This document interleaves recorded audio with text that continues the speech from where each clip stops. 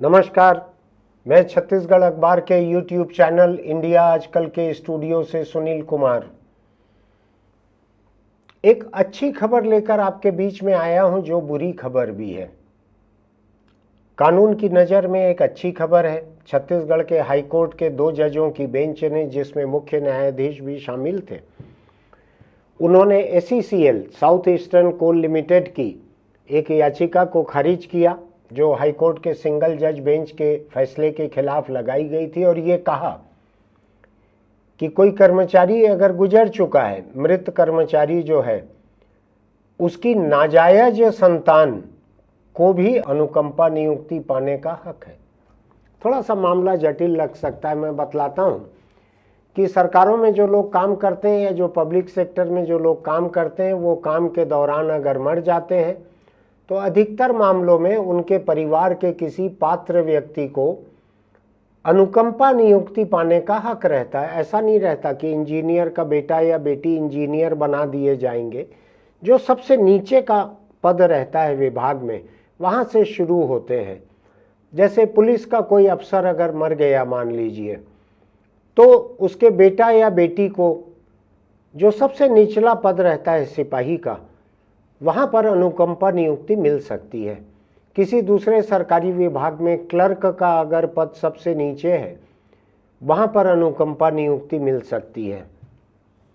तो हाईकोर्ट के सामने मामला जो था वो ये था कि एक व्यक्ति जिसकी 2 पत्नियां थीं, तो पहली पत्नी से जो बच्चे थे वो, और दूसरी पत्नी से जो बच्चे थे वो, दूसरी पत्नी के बेटे ने जब आवेदन दिया अनुकंपा नियुक्ति के लिए कि ये मेरे पिता थे, ये गुजर गए, मुझको अनुकंपा नियुक्ति दी जाए, तो ACCL ने कहा कि नहीं, आप नाजायज औलाद थे, इलेजिटिमेट चाइल्ड थे, उसके अवैध संतान, क्योंकि पहली पत्नी जिंदा थी और दूसरी पत्नी बना ली उस आदमी ने, तो इसलिए दूसरी पत्नी की औलाद जो है उसको हम नाजायज मानते हैं, तो आपको अनुकंपा नियुक्ति नहीं दे सकते।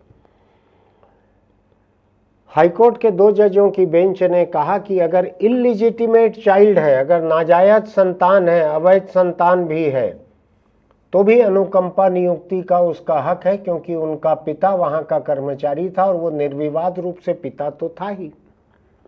तो मुझको फैसले का ये हिस्सा अच्छा लगा कि पहली शादी से परे दूसरी शादी का, मैं तो कहता हूं दूसरी शादी से भी परे, बिना शादी की भी अगर औलाद है तो भी उसका हक रहना चाहिए। वैसे भी कुछ मामलों में फैसले होंगे, लेकिन आज मैं इसकी भाषा के ऊपर जाना चाहता हूं। मामला आप समझ गए होंगे इतने में। एक आदमी ने 2 शादियां की, एक के बाद दूसरी, दोनों से अलग अलग बच्चे हुए। दूसरी शादी के बच्चे ने जवान हो चुका था, उसने ACCL में नौकरी के लिए अनुकंपा नियुक्ति के लिए आवेदन दिया। ACCL ने खारिज कर दिया कि आप नाजायज औलाद हो अपने बाप की, आपकी मां से शादी उनकी जायज नहीं थी। अब मैं इसी पे आता हूं, इस भाषा पे आता हूं। मुझको बड़ी आपत्ति है इस भाषा पे, जो हाईकोर्ट ने जो कहा है इलेजिटिमेट चाइल्ड, मुझको उस पे भी आपत्ति है।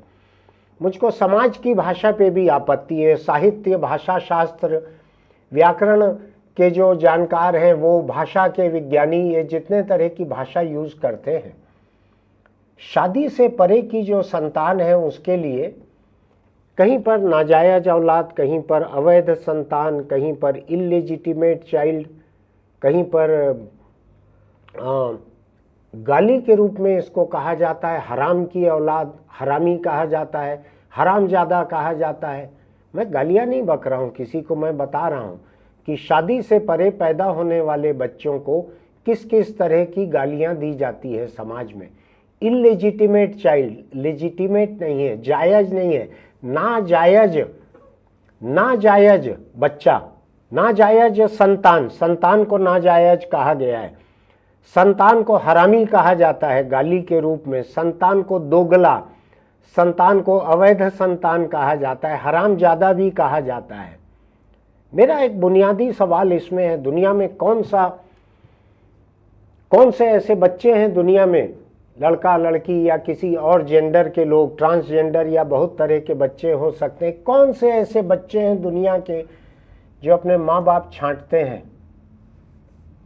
कोई लोग अपने माँ बाप छांट सकते हैं कि वो केवल ऐसे ही माँ बाप से पैदा होंगे जो कानूनी रूप से शादीशुदा होंगे। कोई छांट सकते हैं ऐसे बच्चे? कोई बच्चा छांट सकता है, कोई लड़की छांट सकती है कि मेरे माँ बाप की शादी होगी तो ही मैं उनसे पैदा होंगी, वरना लोग मुझको हरामी कहेंगे, लोग मुझको इलेजिटिमेट कहेंगे। हाईकोर्ट ने कहा है इलेजिटिमेट, नाजायज। हाईकोर्ट नाजायज कह रहा है संतान को। मुझको दिक्कत है उसमें, मुझको आपत्ति है, मैं दर्ज कराना चाहता हूं सबके सामने। संतान कैसे नाजायज हो सकती है? माँ बाप नाजायज हो सकते हैं, माँ बाप का रिश्ता नाजायज हो सकता है, माँ बाप का रिश्ता कानून की नज़र में अवैध हो सकता है, माँ बाप का रिश्ता सामाजिक परंपराओं के हिसाब से अवैध हो सकता है, नाजायज हो सकता है, उनको अविवाहित कहा जा सकता है, कानूनी रूप से इनकी शादी सही नहीं थी।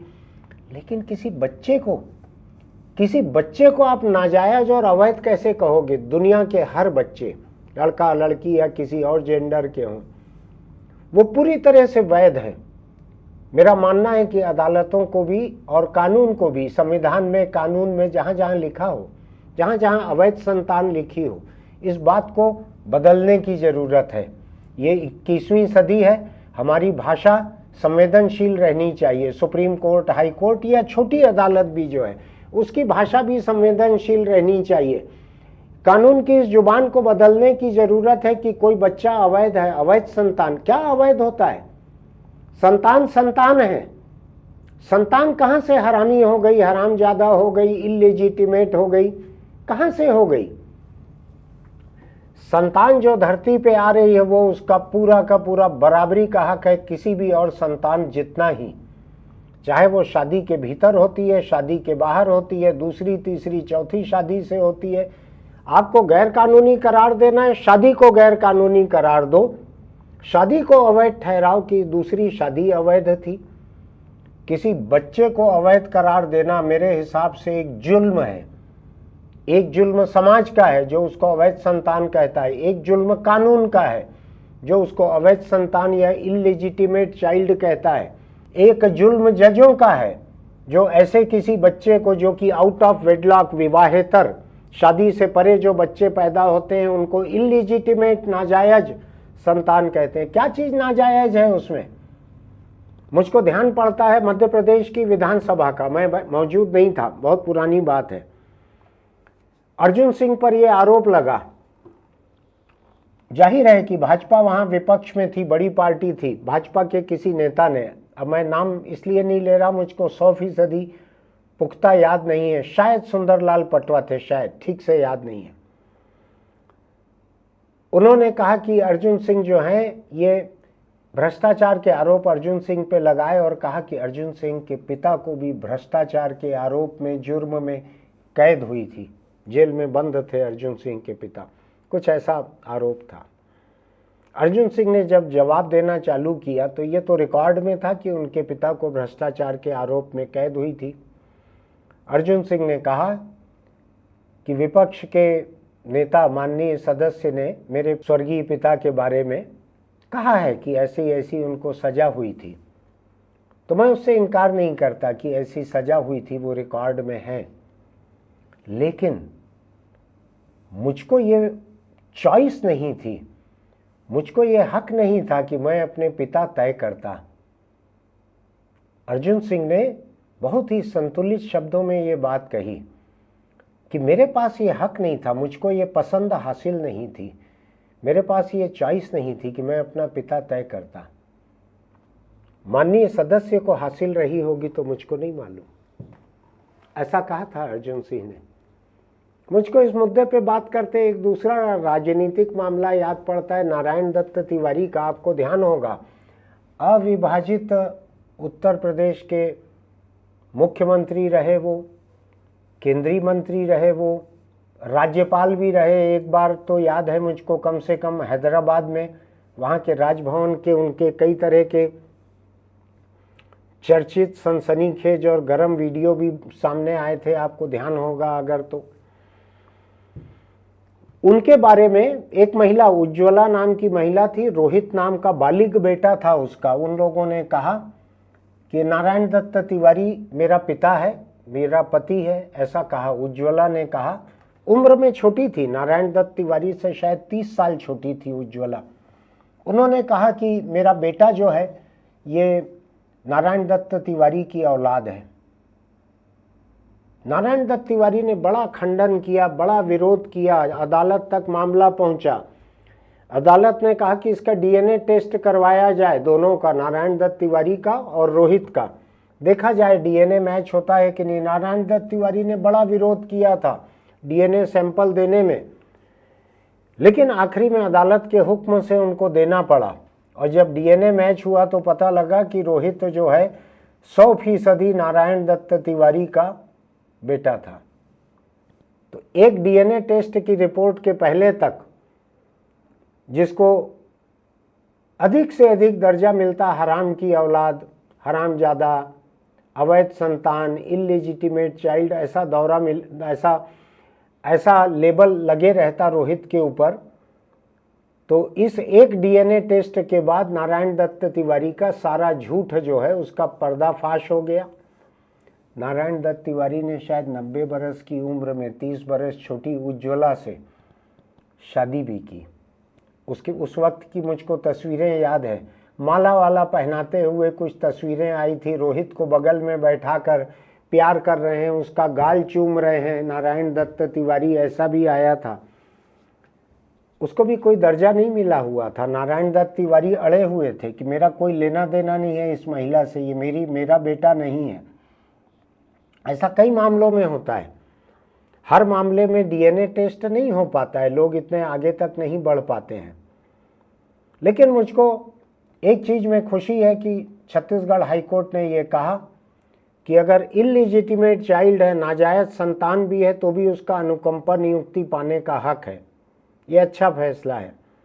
लेकिन मैं अदालत से चाहूँगा कि उसको अपनी भाषा जो है उसको आज के वक्त के मुताबिक भाषा को जायज बनाना चाहिए। दुनिया की कोई संतान, दुनिया के कोई बच्चे अवैध नहीं होते, नाजायज नहीं होते, क्योंकि वो तय नहीं करते कि कौन औरत और कौन मर्द मिल के उनको पैदा करें। इस बात को ध्यान रखना चाहिए कि दुनिया के हर बच्चे जायज हैं, हर बच्चे वैध हैं। गाली की तरह अवैध संतान, इलिजिटिमेट चाइल्ड, हरामी, हरामजादा, इसका इस्तेमाल मेरे हिसाब से बंद होना चाहिए। मेरी तो पहुंच सुप्रीम कोर्ट तक नहीं है, हाई कोर्ट तक भी नहीं है, लेकिन मुझको लगता है कि जो लोग PIL लगाते हैं, जनहित याचिका लगाते हैं अदालतों में, उनको चाहिए, जो बच्चों के हक के लिए लड़ते हैं उनको चाहिए, जो महिलाओं के हक के लिए लड़ते हैं, अदालत तक जाते हैं, उनको चाहिए कि कानून की इस जुबान को सुधारने के लिए एक जनहित याचिका लगाई जाए। और मेरा पूरा भरोसा है कि 21वीं सदी में, अब जब ये 2025 में हम दाखिल होने जा रहे हैं, चौथाई हिस्सा इस सदी का निकल चुका है, कि ये जुबान खत्म होनी चाहिए। कोई संतान नाजायज नहीं है। बच्चों के अधिकार के लिए लड़ने वाले कोई लोग अगर हैं तो उनको भी अदालत तक जाना चाहिए। मेरी क्षमता रहती तो मैं ज़रूर जाता अदालत तक, लेकिन उतनी क्षमता मेरी है नहीं। लोगों को जाना चाहिए, एक PIL फाइल करनी चाहिए कि ये इलिजिटिमेट चाइल्ड, अवैध संतान, नाजायज संतान की भाषा को खत्म किया जाए। जो अजन्मा बच्चा है, जो पैदा ही नहीं हुआ है, क्या उसके सामने ये तय करने का हक है कि उसके माँ और बाप शादी के बाद ही उसको पैदा करें?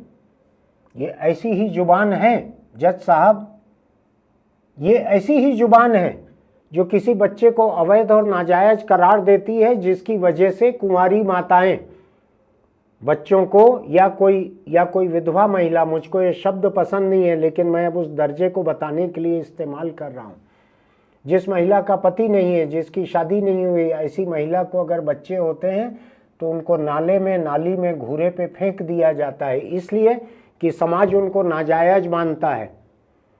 और यही बात अगर यूरोप में होती है, यही बात अमेरिका में होती है। मेरी ऐसी दोस्त हैं यूरोप में, बिना शादी के जिनके बच्चे हुए हैं, और वो फख्र के साथ अपने बच्चों के साथ जी रही हैं। किसी शादी की ज़रूरत नहीं है, किसी बाप के नाम की ज़रूरत नहीं है। आपको बतला दूं, हिंदुस्तान के कानून में भी बाप के नाम की ज़रूरत नहीं रह गई है। माँ अपने नाम से अपने बच्चे का बर्थ सर्टिफिकेट, एडमिशन सब कुछ करा सकती है अपने बच्चे का, बाप के नाम की कोई ज़रूरत नहीं है। इसलिए मान के चलिए दुनिया का कोई बच्चा अवैध नहीं है। जब तक हम किसी चीज़ को अवैध करार देते हैं तब तक लोग गला घोंट के मार डालते हैं नवजात शिशु का, उसको घूरे में, नाले में, नाली में फेंक देते हैं। लाशें देखते नहीं बनती है, इतने छोटे छोटे फूल से बच्चे रहते हैं। ये केवल इसीलिए समाज की जो सोच है, समाज की जो जुबान है कि ये नाजायज़ है, ये हराम की औलाद है। इसलिए हराम की औलाद क्या होता है?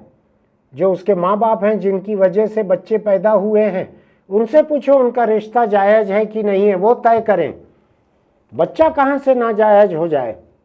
हर बच्चे जायज़ हैं धरती के। तो मेरी अपील है अदालतों से भी, कानून बनाने वाली संसद से भी, सांसदों से भी, कि इस भाषा को बदलें, कानून की जुबान से इन शब्दों को हटाएं। कोई इलीजिटिमेट, कोई बास्टर्ड नहीं है। ये तमाम किस्म की गालियां जो हैं इस सामाजिक धारणा के आधार पर टिकी हैं, बनी हैं कि औलाद शादी के बाद ही होनी चाहिए, जबकि सुप्रीम कोर्ट के बहुत सारे फैसले हैं, कोई शादी जरूरी नहीं है। अकेली माँ पालक बन सकती है, गार्जियन बन सकती है, बहुत सारा है। बिना शादी के लोग साथ में रह सकते हैं। तो महिला जो है जब शादी साथ में नहीं है, पति के रूप में अपने लिव इन पार्टनर का नाम कैसे लिखाएगी? वो अपना नाम लिखाएगी अपने बच्चे के साथ। तो इस बात के बारे में आप भी चर्चा कीजिएगा। आपको अगर अच्छा लगे तो मेरा ये एडिटोरियल आप आगे भी बढ़ाइएगा अपने दोस्तों के बीच चर्चा के लिए। थोड़ी बात मेरी कड़वी है, थोड़ी लीक से हट के है, थोड़ा परंपराओं के जंजीरों को तोड़ने वाली है, लेकिन आप सोचिएगा मेरी बात एक अजन्मे बच्चे के हक के बारे में है। जो बच्चा पैदा हुई है उसके हक के बारे में, इस बारे में सोचिएगा। आपको अगर मेरी बात सुनना ठीक लगता है, चाहे आप असहमत हों, सुनना ठीक लगता है, सहमति या असहमति के तर्क, तो आप हमारे YouTube चैनल इंडिया आजकल को सब्सक्राइब कीजिएगा, नोटिफिकेशन की बटन दबाइएगा, लाइक कीजिएगा, कमेंट कीजिएगा इस बारे में आपका क्या कहना है। चलते चलते एक छोटी सी अपील आपसे, छोटी सी अपील, कभी किसी बच्चे को हराम की औलाद, हरामजादा, हरामी मत कहिएगा। इन गालियों का इस्तेमाल किसी भी संदर्भ में बंद कर दीजिए।